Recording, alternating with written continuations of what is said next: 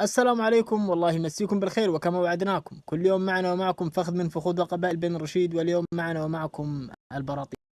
البراطيق من فخوذ وقبائل بني الرشيد المتواجدة في وادي النيل، وحينما نقول وادي النيل المقصود بها مصر والسودان وأريتريا. تعد البراطيق من أكبر قبائل بني الرشيد التي تحتوي في كنفها أيضا عدة فروع وقبائل كثير من قبائل بني الرشيد العبسية. أما عن أبرز شخصيات قبيلة البراطيق من قبائل بني الرشيد العبسية فمنها شخصيات كثيرة عدة، ومنهم على سبيل المثال وليست على سبيل الحصر الوزير مبروك مبارك سليم الرشيدي قائد قوات الأسود الحرة في السودان الشقيق.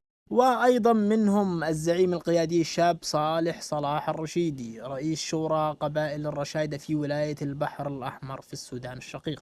كما توجد منهم شخصيات عدة، ومنهم في مصر أيضا الشيخ والشاعر مهدي زيدان الرشيدي رحمه الله، فهو من رموز قبيلة الرشايدة في مصر. وأيضا المستشار محمد علي مبارك، فهو أيضا من رموز قبيلة الرشايدة في مصر.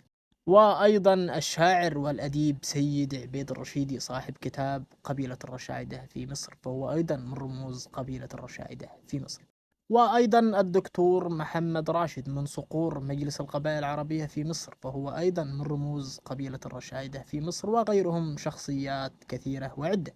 وأخيرا لا ننسى الدكتور سلام الرشيدي، فهو من رموز قبيلة الرشايدة أيضا في مصر، ومن الأطباء الأجلاء في مصر.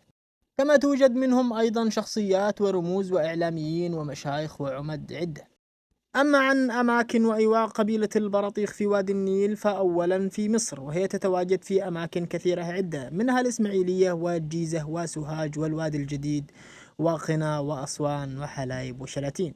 وأما في السودان فيتواجدون في كسلا وفي البحر الأحمر وفي سواكن وفي عطبرة وأماكن غيرهما كثير. وأما في أريتريا فيتواجدون في مصوع. أما عن الفروع التي توجد في قبيلة البراطيخ فهي كثيرة وعدة، فتحتوي قبيلة البراطيخ في كنفها قبائل كثيرة عدة، منهم العويمرات والذلقان والخيارات، وأيضا الدهمان والمنافير وذويميني، وأيضا الكريفات والسوطة والبطاحين. كما ينطوي تحت قبيلة البراطيخ من قبائل بني رشيد العبسية قبائل كثيرة عدة، منها المفالحة والعوازم وغيرهما كثير.